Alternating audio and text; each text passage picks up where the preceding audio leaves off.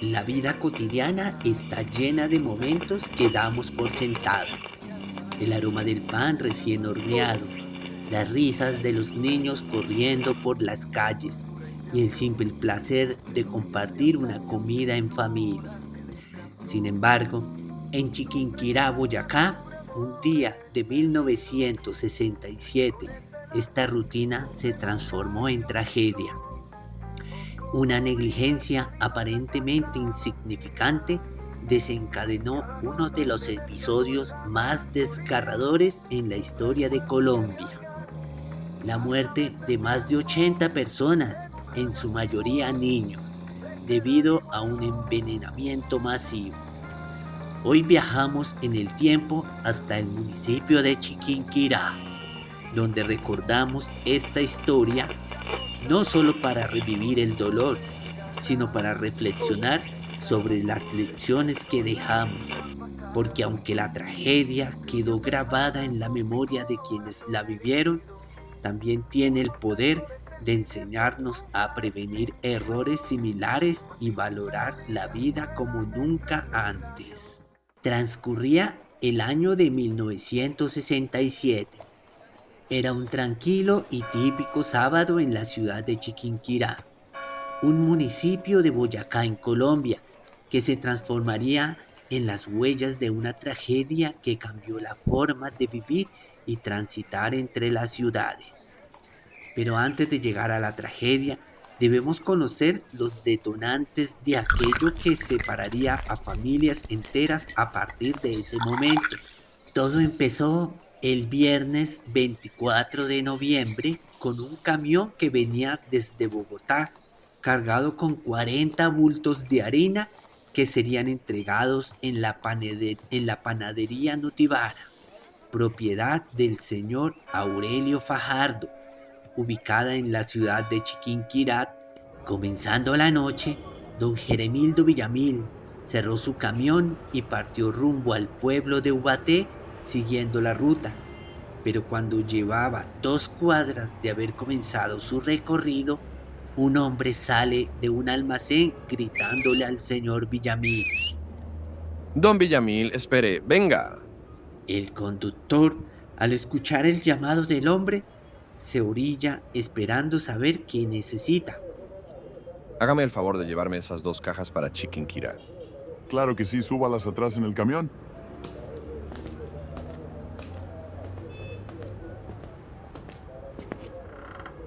La caja fue colocada en una canasta de madera que se había asegurado a la pared del camión sobre los bultos de harina. Un estrechón de manos despidió a ambos hombres y don Villamil retomó su camino rumbo a Ubaté.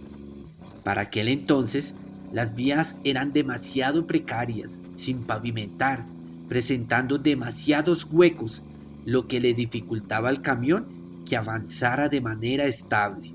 De repente, don Villamil, por esquivar un hueco, resultó metiendo las llantas del camión en otro más grande, provocando que el automotor se balanceara violentamente de un lado al otro. Don Villamil, acostumbrado a este tipo de trayectos, no le dio demasiada importancia. Hundió el pedal del acelerador a fondo para que no se le quedara entre tantos huecos.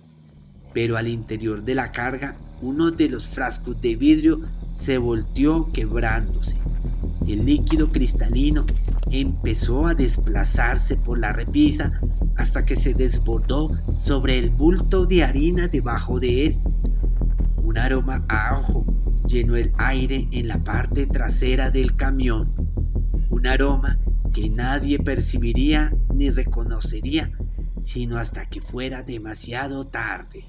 Don Villamil continuó su ruta hacia Chiquinquirá, abriéndose camino entre huecos y el dominio de la oscuridad de la noche.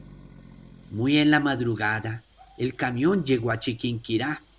Don Villamil dejó su primera carga en la veterinaria, donde descargó las 2 cajas que le entregaron saliendo de Bogotá. Después se dirigió rumbo a la panadería Nutibara, donde entregó los bultos de harina. Se subió en el camión y oprimiendo la bocina se despidió. alejándose del destino que se había trazado para el pueblo. Joaquín Merchán, el panadero de la Nutibara, un joven de 25 años, salía de su casa 3 horas antes de la salida del sol a preparar el pan fresco y caliente como le gustaba a los pobladores de Chiquinquirá. Para cuando llegaran los niños a comprar el pan de sus casas, lo encontraran recién salidos del horno, aún emanando el humo y el sabroso aroma del recién pan hecho. Para Joaquín, su mayor satisfacción era darle gusto al paladar exquisito de los clientes de la panadería. Joaquín llegó a la panadería y rápidamente abrió uno de los bultos para comenzar su trabajo. Pero sintiendo un aroma muy fuerte mientras sacaba la harina depositada en la batea, le dijo a don Aurelio Fajardo: «Oiga, don Aurelio, esta harina tiene un olor como a ajo muy fuerte». «Usted lo que tiene es guayabo. Hágala ver, a trabajar», le respondió don Aurelio. Ante las palabras de su jefe, Joaquín continuó su trabajo amasando la masa para lo que sería el pan del desayuno. Llegó la hora del desayuno y los papás de Chiquinquirá preparaban a sus niños para despacharlos a las escuelas y colegios. Era un día especial porque muchos niños recibían su diploma de grado. La felicidad no cabía en sus ojos, pero mientras llegaba la hora de recibir el diploma, muchos niños fueron enviados a la panadería Nutibara a comprar el pan para el desayuno. Don Alfonso Romero, reconocido peluquero de Chiquinquirá, le pedía ese día a su hijo Omar que él abriera el negocio y esperara a que llegaran los primeros clientes. Pero antes debía ir por el pan hasta la panadería Nutibara. El niño fue y de regreso dejó el pan en la cocina para después regresar al local. Mientras la señora Araceli, esposa de don Alfonso, tomaba del pan que trajo el niño, arrancó un pequeño trozo de pan, lo mojó en el chocolate y se lo dio a su pequeña hija de 4 meses de nacida para que lo chupara. La otra hija de don Alfonso probó un poco del pan y le dijo a su papá: «Papi, ese pan lo siento como malo». Don Alfonso, escuchando, le dice que se lo eche a los pollos en el patio, cosa que la niña hace de inmediato. Va al patio y se lo arroja a ambos pollos que tenía. Pasados 10 minutos después, la niña de 4 meses convulsionaba y muere en brazos de su mamá. Sin saber lo que le sucedía a su pequeña hermana, Omar abría el local para ver frente a él, saliendo de la casa vecina, a una mujer con su hijo envuelto en una cobija y en sus brazos gritando: Al momento, detrás de la señora sale su esposo con otro bebé en brazos, ambos con un rostro lleno de dolor. Omar, asustado, retrocede mirando a la esquina, donde había un niño vestido de negro elegantemente, con corbatín, caminando al colegio. De repente, el pequeño se cae y varias personas que pasaban por allí al verlo caerse corren a auxiliarlo. Omar rápidamente entra al local gritando a su papá: Papá, algo está pasando. Salieron de la casa los papás con 2 niños en brazos y en la esquina acaba de desplomarse otro niño. Pero la calamidad ya había llegado a su casa con su hermana y su hermano Alfonso, a quienes rápidamente también llevaban rumbo al hospital. Al tiempo, a varias cuadras de la peluquería de don Alfonso, la familia Balbuena terminaba de desayunar con el pan que había traído su hija Olga de la misma panadería. Al terminar, la mamá de Olga le pide, como de costumbre, que vaya a casa de sus parientes a mirar cómo habían amanecido. Sin demora, Olga salta de su silla y se dirige a la casa de sus familiares, donde los encuentra tranquilos también en sus rutinas. Devolviéndose a casa, no alcanza ni a entrar cuando siente un mareo. Por instinto, Olga busca su cama para recostarse, pero no alcanza a llegar, pues a varios metros de la cama cae sobre el tablado de su habitación. El sonido fue tan fuerte que su mamá lo escuchó y, asustada, fue a ver qué había pasado, encontrándose con la sorpresa de ver a Olga tendida en el suelo. Rápidamente, la toma en brazos, saliendo a la calle, donde varios de los vecinos más cercanos la acompañan al hospital. Eran las 8 de la mañana y para esa hora ya era noticia nacional los extraños padecimientos que venían ocurriendo en el pueblo. A la vieja casona usada como hospital llegaba Olga en brazos de su mamá buscando auxilio, así como varios padres iban llegando al hospital con sus hijos en brazos. Entonces los médicos empezaban a sospechar que algo andaba mal y ellos no tenían las instalaciones adecuadas para recibir la gran cantidad de víctimas que comenzaban a abarrotar el pequeño hospital de Chiquinquirá. Las pocas camas que tenía el hospital pronto se agotaron y debieron empezar a ser ubicados en sillas y hasta en el suelo. Los médicos no estaban preparados para lo que sucedía, no podían dar un diagnóstico acertado a lo que empezaba a suceder. Los niños eran los primeros en presentar la sintomatología con dolor abdominal, náuseas y visión borrosa. Sin entender qué era lo que pasaba, los pobladores empezaron a encerrarse en sus casas porque la gente se estaba muriendo y no sabían si era el aire, el agua o la comida. Era tanta la gente que empezaba a caer hasta en las calles, por lo que concluyeron que era el agua del río que los abastecía que estaba contaminada, por lo que empezaron a botar el agua acumulada en sus tanques. Era tanta la gente afectada por el mal inexplicable que las autoridades correspondientes empezaron a llamar desde Chiquinquirá a las entidades correspondientes para que prestaran apoyo al hospital. Al tiempo, don Jorge Eliezer Arévalo botaba el agua de su tanque para evitar más muertes, para luego tomar camino junto a su familia para la finca, donde él sabía que estarían seguros mientras pasaba la situación. Estaba junto a sus hijos. Su hija de 8 años, acostada, escuchaba a su papá organizándoles el viaje. Entonces ella feliz le dijo: Papito, entonces, ¿nos vamos para la finca? Sí, mamita, pero primero mejórese y luego sí nos vamos. Sí, papito, dijo la pequeña cerrando sus ojos. Luego de algunos minutos, don Jorge veía que su hija no reaccionaba. Angustiado, la toma en sus brazos, tratando de despertarla, pero la niña no despertó. Señor, no me le quites la vida a mi chinita. Yo te entrego la mía, pero déjamele la vida a mi hija. Su pequeña había perdido la vida también ante este extraño mal. Mientras tanto, la niña Olga en el hospital despertaba de su desmayo, encontrándose con que le hacían vomitar con medios manuales, tratando de limpiar su estómago de aquel mal que la aquejaba. Lo que sucedía era una sintomatología que tenía desconcertados a los médicos, pues no lograban entender lo que estaba sucediendo.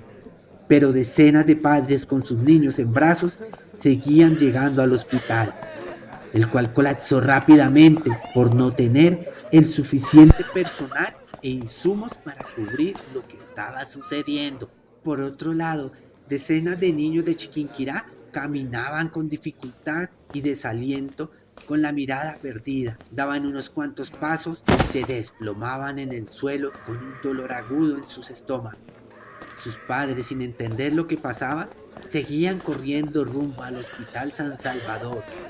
Gritos de desesperación, junto a rezos a la Virgen de Chiquinquirá, flotaban en el aire, clamando al cielo por la vida de los niños que, entusiasmados en primeras horas de la mañana, solo esperaban por su diploma de graduación.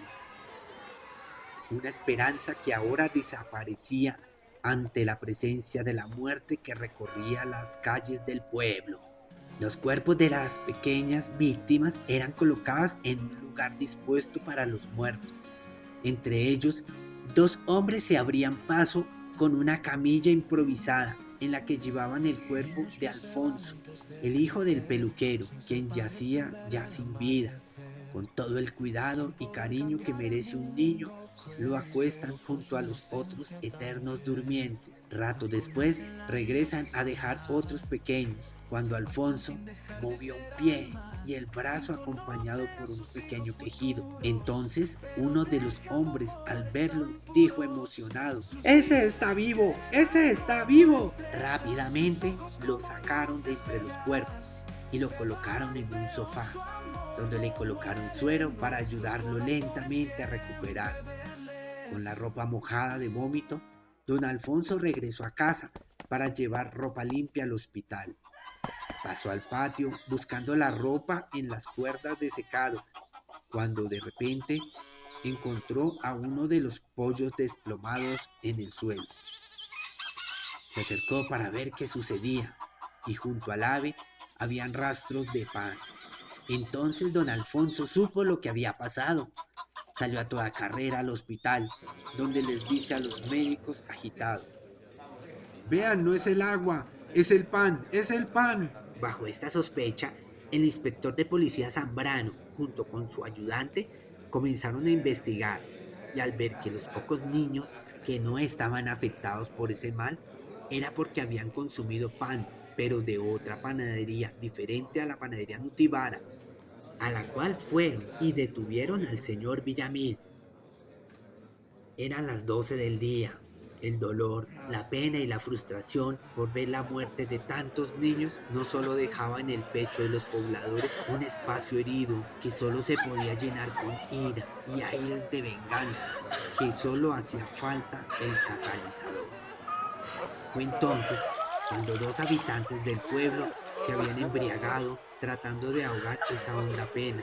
Mientras bajaban su trago amargo, se escuchaba por las calles que el culpable de tal horror no era nada más ni nada menos que el señor Aurelio Fajardo, dueño de la panadería Nutibara. Ambos hombres se levantaron de sus sillas y se fueron a afilar sus cuchillos que usaban como herramientas en su trabajo de albañiles, pues decididos cobrarían venganza a puñaladas por aquellos inocentes. Con el alcohol en la cabeza, ambos dejaron de razonar. Con cuchillo en mano y a paso rápido, iban dispuestos a todo, pero su ira desbordada fue detenida frente a la panadería por la policía, quienes, sabiendo lo que iba a pasar, acordonaron las instalaciones y sacaron a don Aurelio del lugar a escondidas. Se subieron al carro de policía y se lo llevaron, mientras que ambos albañiles, al ver frustrada su venganza, se marcharon. Pero los demás pobladores de Chiquinquirá no se quedarían de brazos cruzados. Se metieron a la panadería y sacaron todo: mesas, bateas, la harina que aún quedaba. Todo lo llevaron al lado del estadio y allá lo quemaron todo. La ira y la venganza ardían con tal fuerza entre las llamas de los escombros. Los ojos de los pobladores reflejaban las llamas mientras derramaban lágrimas de dolor por sus niños. Muchos se dejaban caer sobre sus piernas al suelo, desgarrados de dolor. Al tiempo, en la ciudad de Panamá, un avión que traía a los ganadores del ciclismo en México hacía su parada para recoger los medicamentos que el Ministerio de Salud Pública había tratado de conseguir para tal calamidad. Los subieron a bordo y de inmediato tomaron vuelo rumbo a la ciudad de Bogotá. Esto fue un esfuerzo que no sirvió para nada, ya que el antídoto no sirvió para contrarrestar el veneno. Los niños que no consumieron ese pan no podían pasar por alto aquello que sucedía a su alrededor, y llenos de curiosidad se iban hasta el hospital a ver lo que sucedía. El caos y la desesperación de las personas en el hospital hacía que los niños miraran a la distancia, y buscando la manera de ver mejor los llevó a ir a la parte trasera del hospital. El afán de los niños pequeños terminó cuando se encontraron con una escena que al día de hoy no los deja conciliar el sueño tranquilamente. En una pradera extensa de verdes pastos descansaban incontables cuerpos de los niños que consumieron su último pan. Entre los cuerpos yacía Joaquín, el panadero. De los pocos adultos que murieron, el de Joaquín no fue por consumir el pan, sino por tener contacto directo con el veneno mientras amasaba la masa para el pan. Por sus oídos, ojos, nariz y boca bajaba su sangre. Todos decían que el mal en su cuerpo lo había reventado hasta matarlo, un mal que se le había metido por los poros. Para la 1 de la tarde ya se sabía lo que había sucedido. Ese mal desatado sobre Chiquinquirá no era nada menos que un veneno demasiado poderoso conocido como folidol, un herbicida potente usado para combatir las plagas que atacan los cultivos de papa. Una sola tapa de folidol diluido en agua es más que suficiente para aplicarlo en extensiones completas de cultivos. Con los primeros indicios e investigaciones se pudo entender lo sucedido. Con la suma de todas las partes, el único resultado era la tragedia. Cuando el camión cargado de los bultos de harina cogía un hueco, el camión debía moverse violentamente. Mas la carga del químico en frascos de vidrio que no ofrecen ninguna resistencia a golpes. Lo más natural es que se rompiera, regándose el veneno sobre la harina envenenada con la que se preparó el pan, un veneno que con calor potenciaría sus efectos nocivos. En su momento no se llegó a contabilizar la cantidad de muertos en esta olvidada tragedia, pero los sobrevivientes a la catástrofe aseguran que las víctimas superaban a las 100 personas entre niños y adultos. La mayoría de los cuerpos fueron enterrados en el cementerio de Chiquinquirá en 3 tandas como consecuencia a la cantidad de cuerpos a los que se debían dar santa sepultura. El conductor del camión, Jeremildo Villamil, y Aurelio Fajardo fueron detenidos como principales sospechosos, pero después fueron dejados en libertad. Don Aurelio Fajardo huyó a Medellín, donde comenzaría de nuevo su vida. Pero la comunidad tan pronto descubrió que él había tenido que ver en la muerte accidental de todos los niños, lo amenazaron de muerte para que se marchara del lugar. Cuando la noche cayó, Aurelio Fajardo desapareció en medio de la noche sin saberse qué sería de él en adelante. Debió suceder tal fatalidad para que las leyes cambiaran. El Ministerio de Agricultura estableció las regulaciones necesarias para el folidol, restringiendo su uso en todo el territorio colombiano. Las familias de la época quedaron marcadas para el resto de sus vidas y desde aquel entonces, cada 25 de noviembre, se celebra una misa en la iglesia de Chiquinquirá en memoria de todos los inocentes que encontraron la muerte con su último pan. Jamás se ha puesto un símbolo que conmemore a las víctimas de esta tragedia. Se mantiene aún viva por aquellos que sobrevivieron para contarlo y hoy luchan para que no sea olvidado. Por eso hoy, amigos, te traemos esta historia que no puede ser olvidada. No olvides suscribirte para más historias que podrán cambiar tu vida y nos recordarán nuestro camino por este mundo. Antes de ser adultos se desvanecen, pero su esencia nunca desaparece.